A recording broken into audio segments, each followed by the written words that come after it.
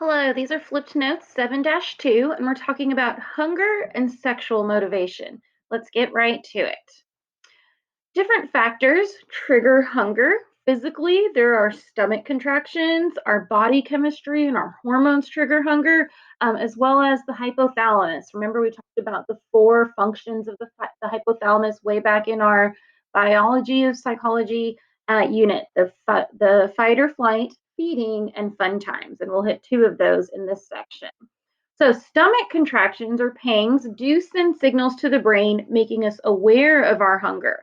In the early 1900s, people thought that the stomach contractions actually were hunger, but when they removed the stomachs in animals, they found that hunger still occurred. So it's not just your stomach, but it's also what's going on in your brain.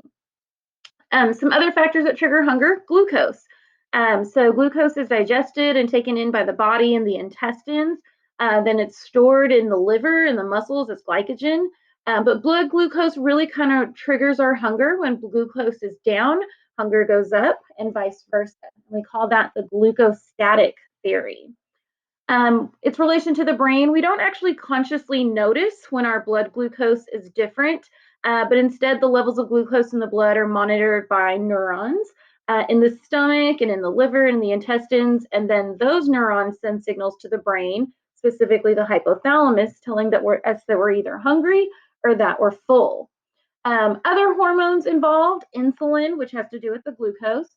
Leptin is another one. When leptin levels are up, hunger goes down. And then third one, ghrelin. So the three you want to remember there, insulin, leptin, and ghrelin. Um, Taking a closer look at the hypothalamus, so we know that the hypothalamus plays a role in hunger, but we have two specific sides of the hypothalamus.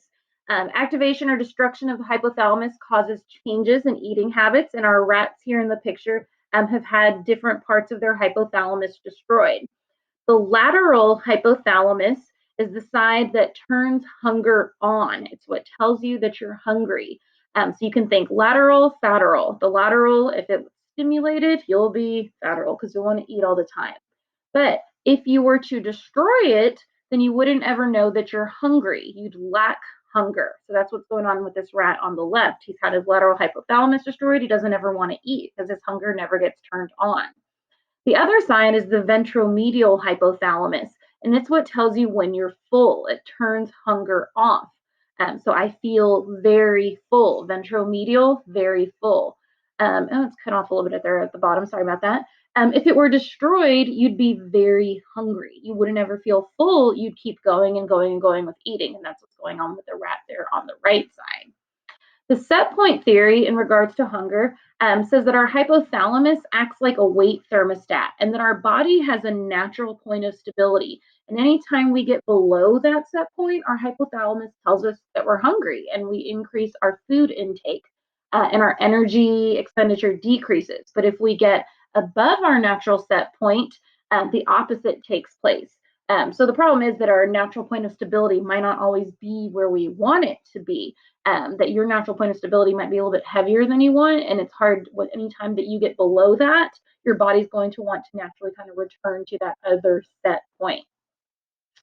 Next, an experiment that having to do with hunger. Stanley Schachter studied how external cues affect hunger.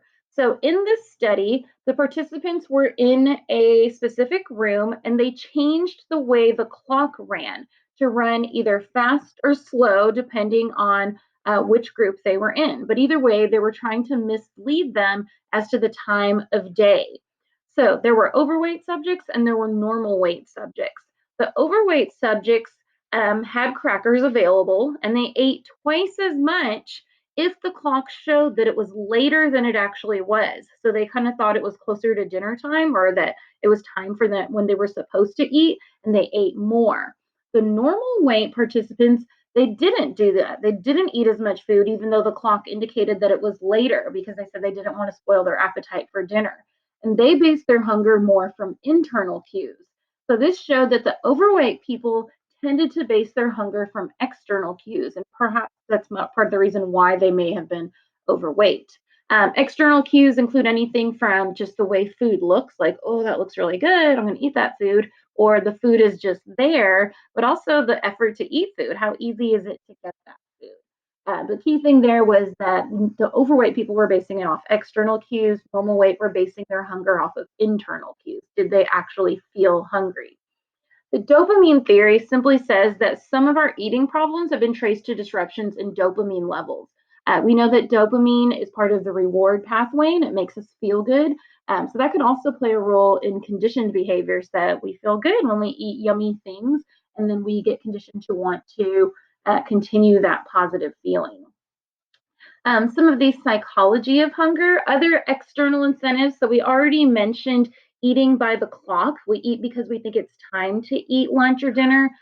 Social eating, studies show that when we're at an event or just because we're around others, we tend to eat more. It's kind of expected or it's just a social thing to do. Stress and depression, we can eat more or less. It actually varies by person, but it does alter our normal eating habits. And then just other eating cues like holidays, different, especially like around Christmas and Thanksgiving, we eat more. If we're watching TV and movies, we tend to want to snack when we do those things.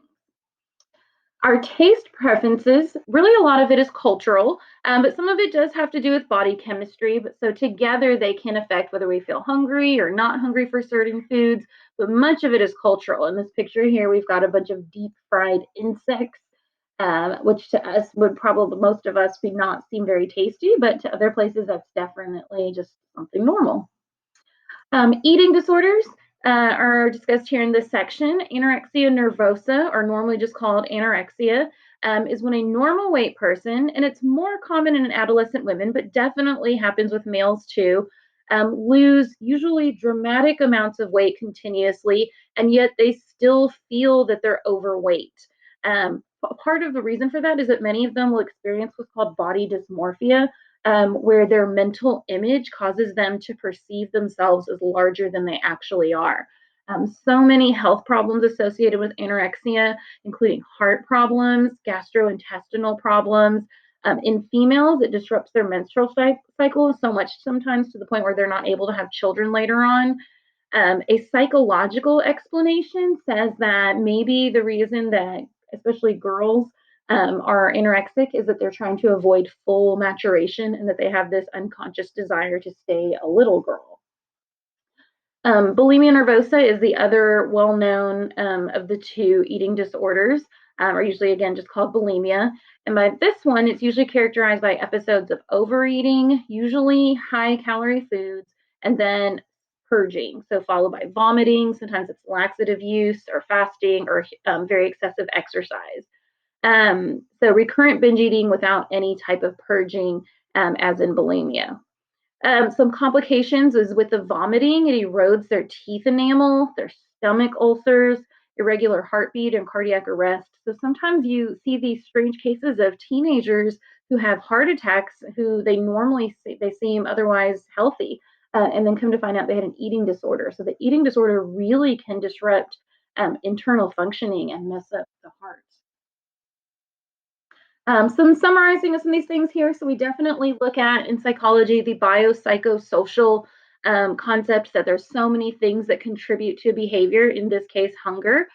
From the biological side, mid hypothalamic centers in the brain monitor our appetite. We have appetite hormones, stomach pangs that trigger signals to the brain. We have our settling and set points and weight, and then just universal attractions to sweet and salty foods. From the psychological side of hunger, there's the sight and smell of foods. So those kind of like environmental psychological factors, memory of time elapsed since the last meal that maybe we can't recall how long it's been since we ate, and just our mood can affect hunger as well. And then social cultural, that really affects our preferences for what we eat, but also it affects our learned restraint in cultures that idealize thinness, including in our own culture. All right, moving on to sexual motivation. So, the psychology of sex, hunger is actually responding to a need where if we don't eat, we're going to die. So, like drive reduction theory says we have to respond to hunger. Sex, in that sense, though, is not a need. If we don't have sex, we're not going to die. People may be uncomfortable, but they're not going to die. So we can also look at the biopsychosocial model for this as well. Biologically, the person has to reach sexual maturity after puberty. Sex hormones are involved, especially testosterone, and then sexual orientation. Psychologically, exposure to different stimulating conditions, sexual fantasies play a role in arousal, and then social, cultural, family and society values, religious and personal values, and it's cut off a little bit at the bottom down there, but cultural norms as well. We talked about this in our crash course video, but looking back, Alfred Kinsey was the first to complete a major study on sex in the late 1940s and early 1950s, and he did that through a survey method in which he interviewed over 17,000 everyday people about what they did at home, their sexual behavior. And people rated their behavior on a scale from 0 to 6, with 0 being exclusively heterosexual and 6 being exclusively homosexual. And he found with his Kinsey scale that it was really a continuum, that a lot of people were not just gay or straight, that they were kind of somewhere in between, that there had been what he called incidental behaviors, or more than one incidental behavior. So it really kind of changed this perception of what people thought everybody else was doing at the time. Our other couple that we associate with research early on in human sexuality are William Masters and Virginia Johnson. And they're most well known for their sex laboratory, where people came in and had sex, and Masters and Johnson actually observed them. But through thousands of observations, they were able to identify what they call the human sexual response cycle.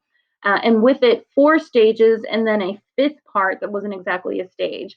But it included the excitement stage, where arousal begins, plateau, orgasm, and a resolution stage. After resolution was what was called a refractory period, a time where males could not have another orgasm before waiting again. If you'll recall back in the neural response,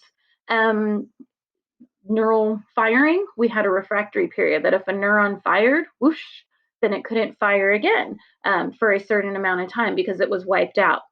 Same general concept here with the refractory period and the male sexual response. Females do not experience that same kind of refractory period. Sexual orientation is a person's preference for emotional and sexual relationships, whether it's with the same sex, other sex, or both. And that's different from your sexual identity or as well as your gender. So, where does your sexual orientation come from? And this is actually an ongoing question and controversial at times.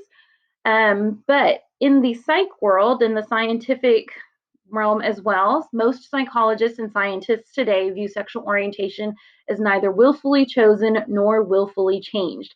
And I always like to quote Lady Gaga that you were born that way. This view has changed drastically from earlier times when the first version of the DSM came out. And I can't remember if we've talked about the DSM in class much yet, but that's the Diagnostic Statistical Manual of Disorders. And it's what lists what the APA considers diagnosable disorders and their symptoms. And in the first version of that, homosexuality was classified as a mental disorder, but it has since been removed from the DSM. Most scientific theories point to biological or genetic causes of sexual orientation. A gene for sexual homosexuality has not yet been identified. I don't know if one will ever will, but there are links between genetics and sexual orientation. The environmental theories of sexual orientation go back to Freud with his psychoanalytic theories and some of the behavioral theories. Freud suggested that a male was more likely to become gay if they were raised by a weak father, if the father was too feminine, or the father just wasn't kind of stern enough, or if the mother was too overprotective. And people believed that for a long time, but like the rest of Freud's theories, there's little support for that today. Other studies looked at trends between homosexuals' personal histories and revealed that extremely feminine behavior in young boys or extremely masculine behavior in young girls does seem to predict a future homosexual orientation. But as we know, correlation does not equal causation. So few scientists today and all the, I don't remember the word I'm thinking of, official like scientific organizations they do not subscribe to the environmental explanations for sexual orientation. So looking at the other side of the argument, the biological theories, hormonal differences. Back in the 1970s, people would try to use testosterone to change people's sexual orientation, and they found that boosting testosterone levels in homosexual men only produced more aggressive homosexual men or homosexual behavior. Twin studies, which is where we get lots of our research about when things are genetic or environmental, do show a genetic predisposition between identical and fraternal twins, showing the existence of a genetic predisposition of homosexuality. Still not completely conclusive, though. So, other sources looking at gender and sexual orientation and genetic reasons. In family, homosexuality seems to run in families, and the twin studies show that it's more common in identical than fraternal twins with mixed results. And then this one's interesting, fruit flies, that genetic engineers can genetically manipulate females to act like males during courtship, which did you know that fruit flies court? And that they can make the males act like females. So that's still early, that's in fruit flies. This is probably the study that more people go back to, though, and it's the LeVay brain studies. They took autopsy brains of homosexual and heterosexual males and found that the hypothalamus, and it was specifically the suprachiasmatic nucleus part of the hypothalamus, was half the size of a normal brain. And that size is what's more commonly found in females. So, but the study was not fully conclusive.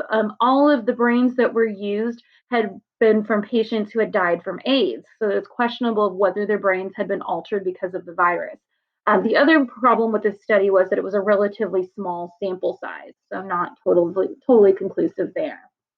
When it comes to hormones, studies have shown that prenatal hormones affect sexual orientation during critical periods of fetal development, specifically between just 2 to 5 months after conception. In animals, they found that during when they were can get words out. In animals, testosterone exposure to the fetus results in female sheep showing homosexual behavior. And then in humans, female hormone exposure to male or female fetus human results in attraction to males. So prenatal effects seem to play a role as well. All right, that's it for flipped notes 7-2.